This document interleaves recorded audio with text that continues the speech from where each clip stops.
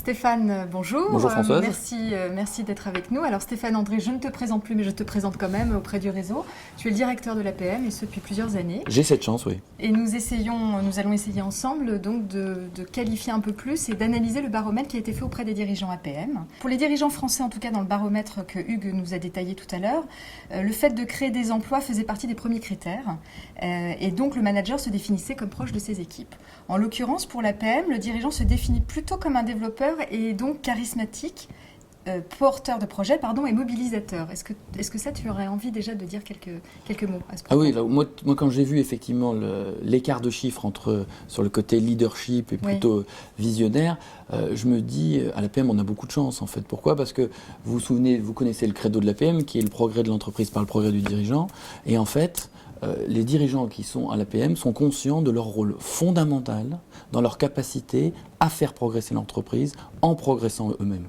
Et c'est tout le fond de l'APM. Et ce qui est intéressant à noter, et on le voit bien dans l'étude, c'est quel que soit l'environnement, les facteurs de développement de l'entreprise sont endogènes, c'est-à-dire qu'ils dépendent avant tout des forces de l'entreprise que du contexte extérieur. Quand on regarde un peu plus en détail, il y a un besoin très spécifique qui est exprimé par les dirigeants, notamment en termes de réseau, de maillage réseau. Est-ce que ça, tu as envie de commenter? Oui, je pense que dans le cadre de l'APM, donc moi je vous commente les choses qui sont plutôt orientées à l'APM, c'est un de nos enjeux majeurs. On voit que c'est un besoin des dirigeants, qui soient APM ou non APM d'ailleurs, de se dire comment on peut répondre à cette envie et faire de l'APM un grand réseau. C'est-à-dire ce qu'avec Christian Barki, le président de l'APM, on appelle passer de 350 x 20 à 7000. Comment on va pouvoir faire de l'APM un grand réseau de partage d'expérience, de partage de pratiques, tout en respectant, et c'est essentiel, nos fondamentaux. C'est-à-dire que on n'a pas envie de devenir un club service, on n'a pas envie de devenir un réseau commercial ou avoir une quelconque influence politique. Dans ce baromètre, il y a une rubrique qui s'appelle « Grande opportunité pour l'avenir de l'entreprise ».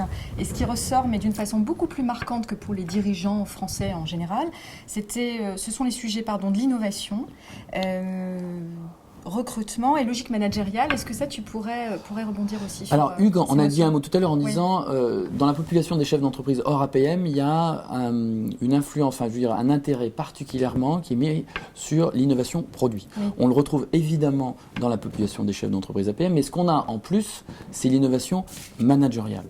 Et on retrouve...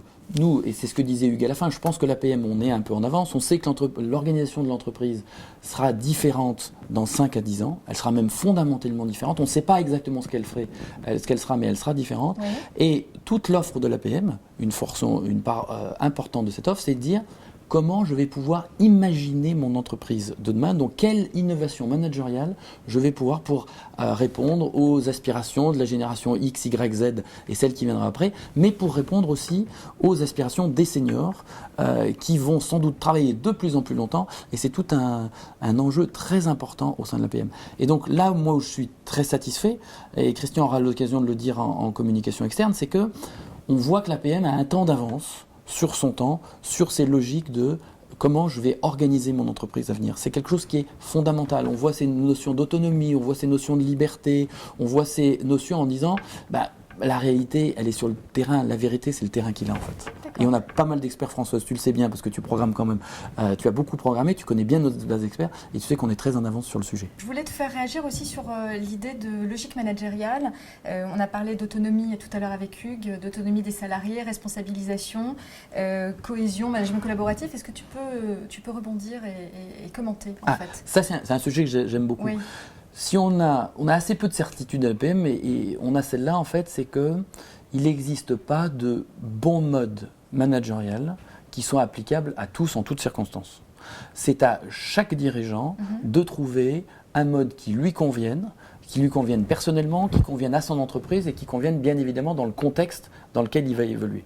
Et la promesse de l'APM, c'est de l'aider à formaliser, à imaginer ce mode de management-là. C'est-à-dire, on ne sait pas ce que ça sera, mais on se doit de donner les éléments aux dirigeants pour qu'ils imaginent leur propre mode de management de demain. D'accord, on n'est pas dans une mode du management, hein, on est dans une adaptabilité. Notre fondateur Pierre Belland dit toujours « je me méfie des modes managériales » parce que ça passe la mode managériale. Alors qu'on sait bien que le dirigeant dans son entreprise, il doit viser la pérennité, donc pas un truc qui passe. Alors il y a une autre notion qui revient beaucoup dans le baromètre, en tout cas qui nous a frappé, c'est la pratique de l'international de nos dirigeants qui sont quand même implantés, soit parce que vous avez des sous-traitants, des clients où vous êtes implantés directement, et puis cette volonté de se développer à l'international qui est beaucoup plus significative que pour les dirigeants en général. Est-ce que ça, tu as envie aussi de commenter ces chiffres? Oui. Alors là, comme le disait Hugues tout à l'heure, c'est que là aussi on a encore un temps d'avance et on s'en félicite. On va pas en rester là naturellement. Oui, l'international est évidemment une opportunité pour les entreprises et nous, avec le conseil d'administration, ce qu'on a voulu faire, c'est aller plus loin et vivre l'international. C'est pour ça que l'enjeu de l'internalisation de l'APM est extrêmement important.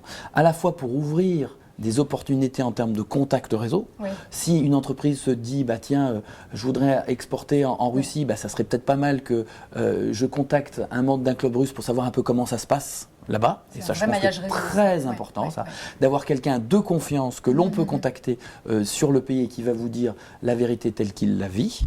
Et ensuite, deuxième opportunité énorme pour l'APM, c'est que si on veut se développer à l'international, on va se confronter à des cultures différentes, à des modes de pensée différents. Et donc nous, concrètement, ça veut dire faire venir dans notre réseau des experts qui viennent de l'international, qui pensent différemment et qui incitent les dirigeants à penser différemment. Voilà pourquoi c'est une opportunité à la fois pour les adhérents, mais ça ils le savent mieux que moi, mais aussi très importante pour l'APM. D'accord. Merci beaucoup Stéphane. Est-ce que tu aurais envie de donner un dernier mot, une conclusion à notre propos ? Et puis après, je vais rebondir sur la suite. La conclusion, elle est simple, c'est-à-dire que, on l'a dit plusieurs fois, c'est que on a un temps d'avance, enfin vous dirigeants qui êtes à l'APM, vous avez un temps d'avance et notre mission, nous à l'APM, c'est de vous permettre de conserver ce temps d'avance en allant toujours un petit peu plus loin pour vous faire imaginer l'entreprise d'après-demain. Merci beaucoup. Plein de choses donc à venir. En l'occurrence, le 29 janvier, c'est-à-dire très prochainement, nous allons recevoir Nicolas Bouzou, l'économiste, pour pouvoir commenter en fait ce baromètre et se projeter par rapport aux différents événements économiques qui existent, en tout cas avoir son analyse sur les propos aussi bien internationaux que nationaux. Donc à très très vite pour de nouvelles aventures APM. Merci encore.